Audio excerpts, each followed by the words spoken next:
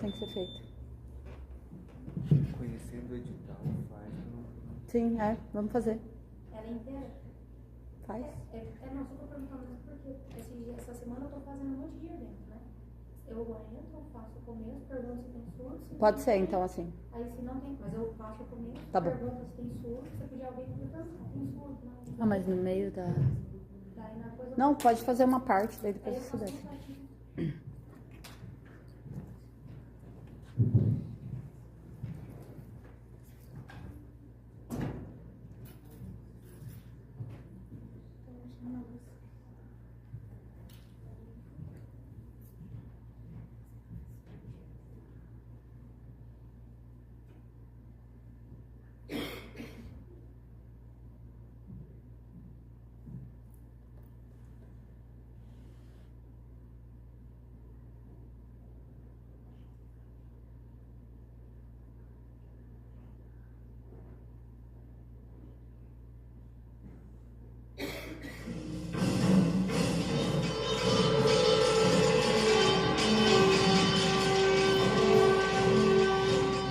É madrugada do dia em que os irmãos de Antígona, Etéocles e Polinices, morrem lutando um contra o outro pela coroa às portas de Tebas.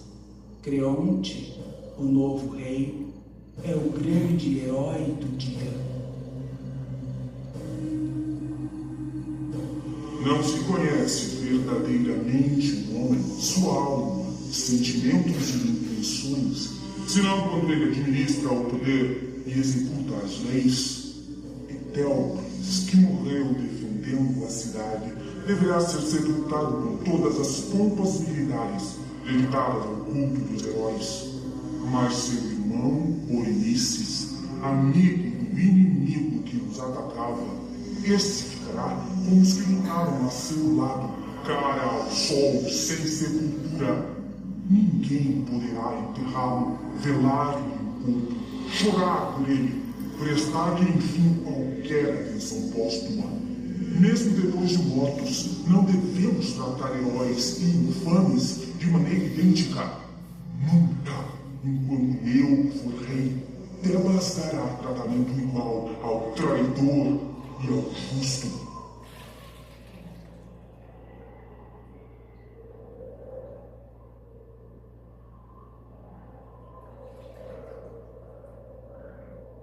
Ismênia, minha querida irmã, companheira de meu destino, de todos os males que Édipo deixou suspensos sobre a sua descendência, haverá algum com que Júpiter ainda não tenha afligido nossa vida infeliz? Não há aprovação, sem falar de outras desditas nossas, por mais funesta ou ignominiosa que não se encontre em nossa comum desgraça. Ainda hoje, que quererá dizer este édito que o rei acaba de expedir e proclamar por toda a cidade? Já o conheces, sem dúvida. Não sabes da afronta que nossos inimigos preparam para aqueles a quem mais prezamos?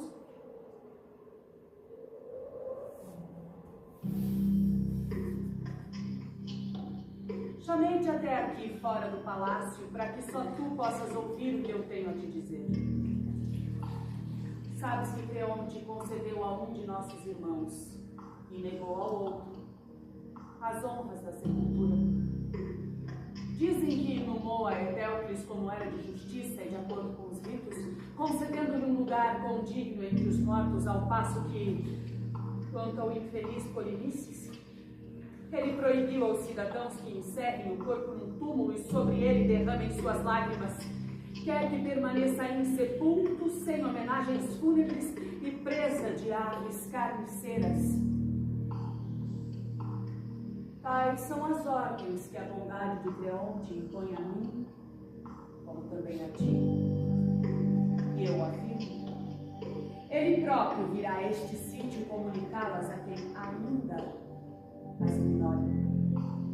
Disto faz ele grande empenho e ameaça quem quer que desobedeça de ser apedrejado pelo povo. Tu ouviste o que eu te disse. Virá o dia em que veremos se tens sentimentos nobres ou se desmentes teu nascimento. Quererás auxiliar-me? Agirás de acordo comigo, Ismênia? Ajudarás estes meus braços a transportar o cadáver de Polinices?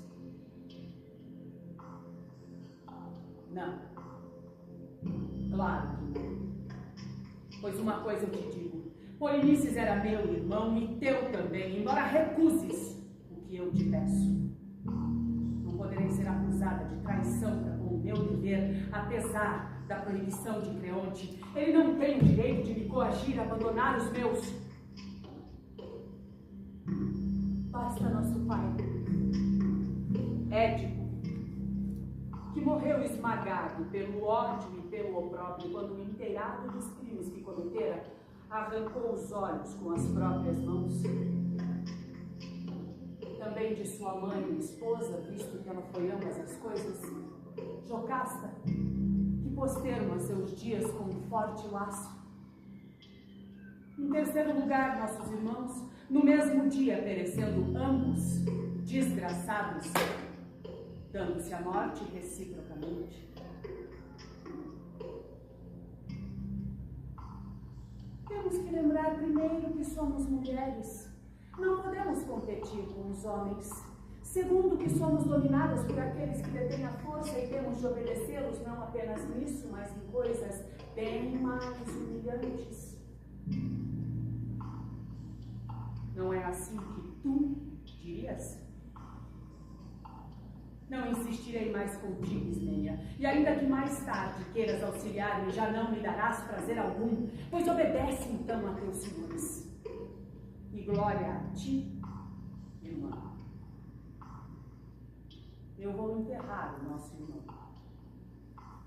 E me parece bela a possibilidade de morrer por isso. Devo respeitar mais os mortos que os vivos, pois é com eles que vou morar mais tempo, mas tu és livre para ficar com os vivos e desonrar os mortos.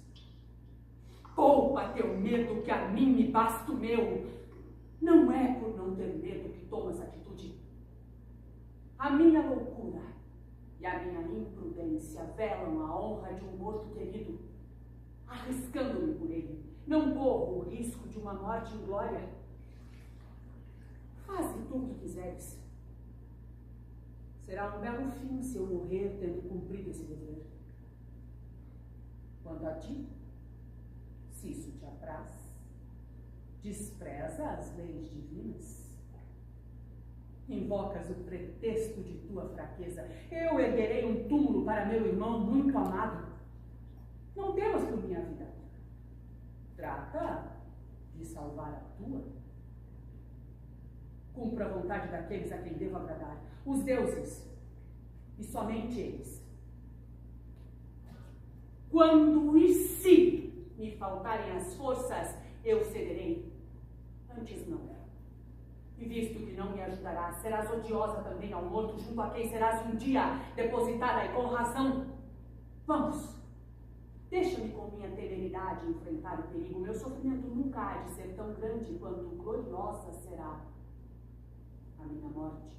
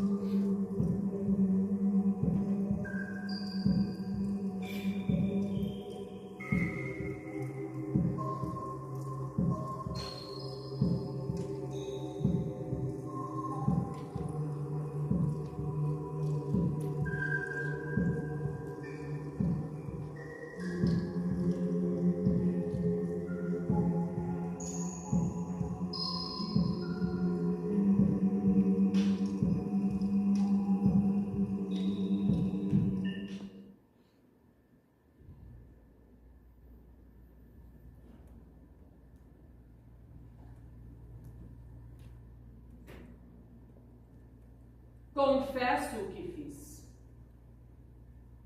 Confesso claramente. Sabia que Creonte o havia proibido, acaso poderia ignorar? Se era uma coisa pública.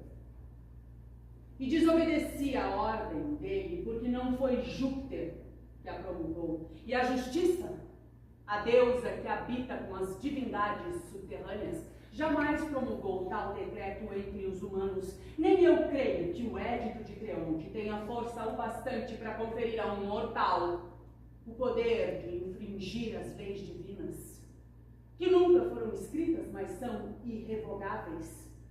Não existem a partir de ontem ou de hoje, mas são eternas sim, e ninguém sabe desde quando vigoram.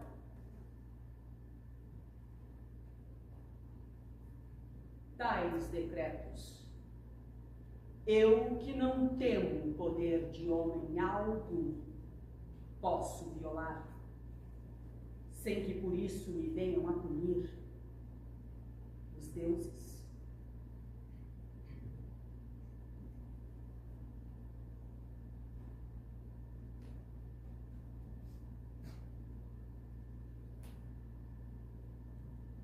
A tua lei não é a lei dos deuses. É apenas o capricho ocasional de um homem. Que vou morrer, eu bem sei, é inevitável. E morreria mesmo sem essa proclamação. E se morrer antes do meu tempo, isso será para mim uma vantagem, devo dizê-lo. Quem vive como eu, no meio de tão lutuosas desgraças que perde com a morte, assim, a sorte que me é reservada é um mal que não se deve levar em conta. Muito mais grave teria sido admitir que o filho de minha mãe jazesse sem sepultura. Tudo mais me é indiferente. E se parece a Creonte que cometiu um ato de demência, talvez mais louco seja quem me acusa de loucura. Não. Eu não iria arriscar o castigo dos deuses para satisfazer o orgulho de um pobre rei. Por que demoras, pois? Em tuas palavras tudo me causa horror e assim seja sempre. Também todos os meus atos te serão odiosos. Que maior glória posso eu pretender do que a de repousar no túmulo de meu irmão?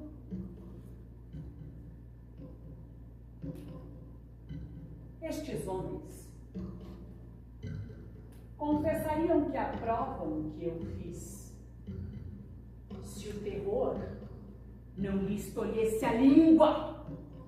Mas um dos privilégios da tirania consiste em dizer e fazer o que quiser. Eles pensam como eu, mas para te agradar, silenciam. Não vejo de que me envergonhe em ter prestado honras fúnebres a alguém que nasceu do mesmo ventre materno, como tu o fizeste por Eteocles, o outro filho de minha mãe. Não poderia eu deixar que um de meus irmãos fosse enterrado com todas as honras, enquanto o outro padece ao relento. Asseguro-te de que este outro que também morreu não faria a mim nenhuma acusação. Quanto a Ismênia, quem tudo fez, Hades e os mortos bem sabem. Quem me ama apenas por palavras não pode ser para mim uma verdadeira amiga e, portanto, Creonte. Não a julgo merecedora de morrer comigo. Que ela não me acompanhe na morte. Não queira passar como autora do que não fez. Meu sacrifício só bastará. Ela deve perguntar a Creonte como viverá sem mim, sem seus irmãos, já que seus maiores cuidados são para ele. Creonte, Mas é com dor profunda que eu digo. Salva a tua vida. Não tenho a menor inveja de ti se conseguires. Tu escolheste a vida e eu a morte. Há de haver quem te dê razão. Mas a mim também. Tranquiliza-te. Tu viverás. Quanto a mim, dediquei minha alma ao culto dos mortos. Enviada para um lugar deserto, enterrada viva numa gruta de pedra nas montanhas. Lá não lhe chegará um som de voz humana e poderá conversar com seus mortos queridos. Receberá como alimento apenas a ração de trigo e vinho que os ritos fúnebres mandam dar aos mortos. Isso, para se manter viva, terá que se alimentar com a comida dos mortos.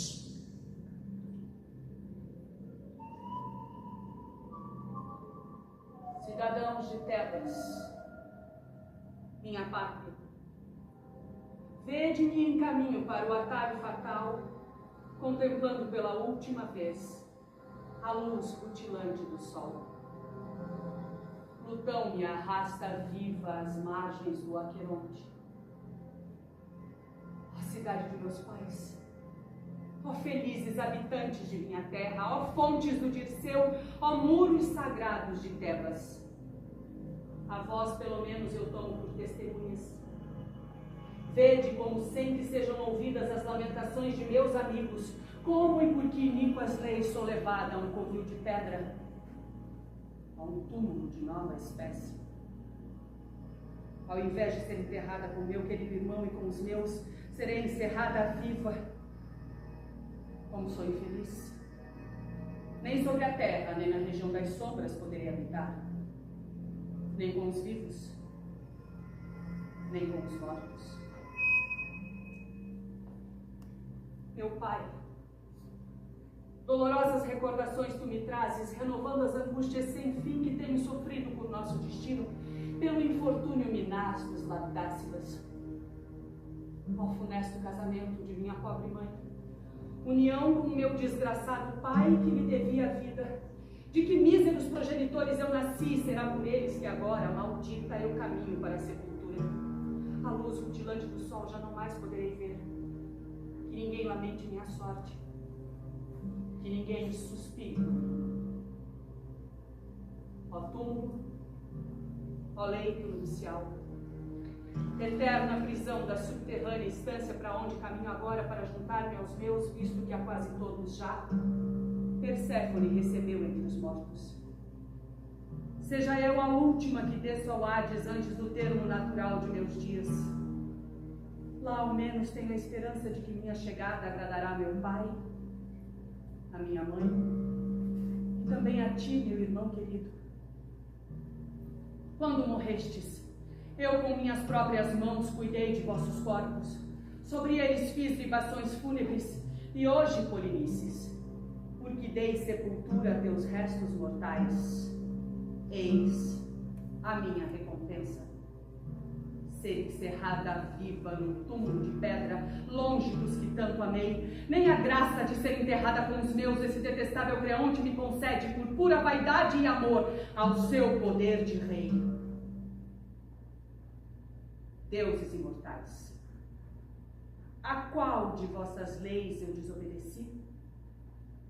Mas de que me adianta implorar os deuses? Que auxílio deles posso receber, se foi por minha piedade que atraí sobre mim o castigo reservado aos ímpios?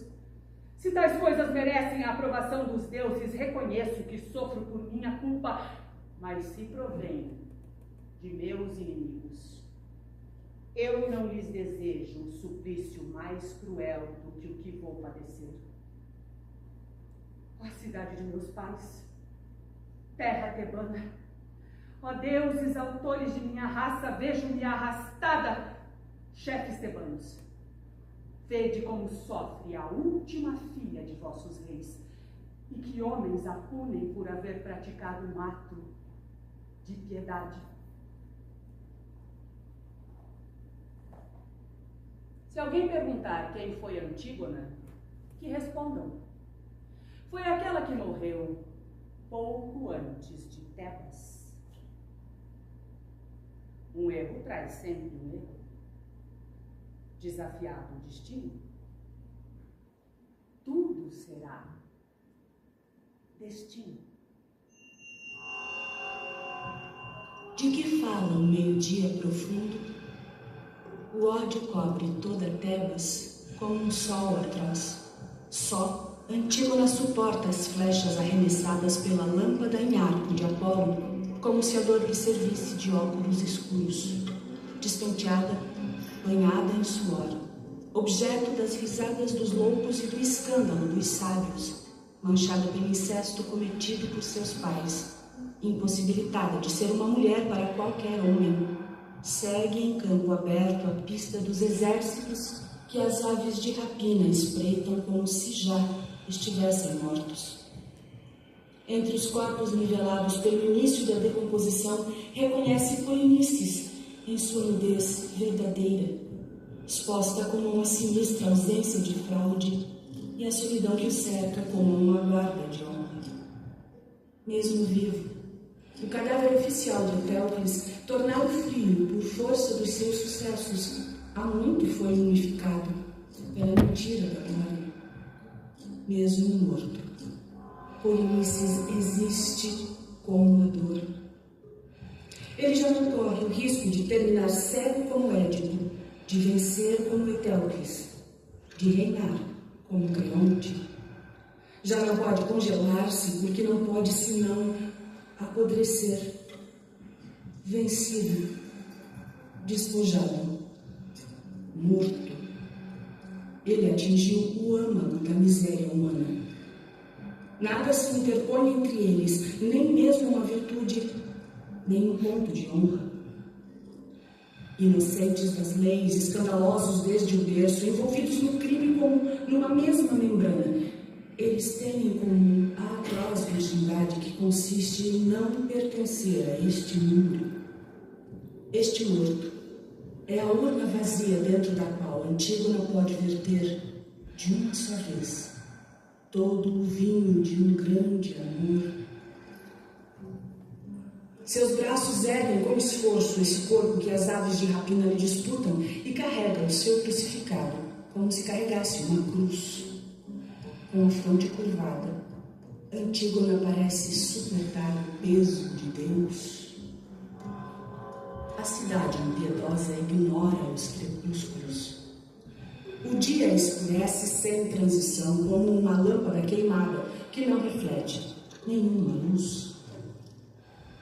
Antígona, só, vítima do direito divino, avança dentro da noite fuzilada pelos faróis. Seus cabelos de louca, seus atrajos de mendiga, suas unhas maltratadas mostram até onde pode ir a caridade de uma irmã.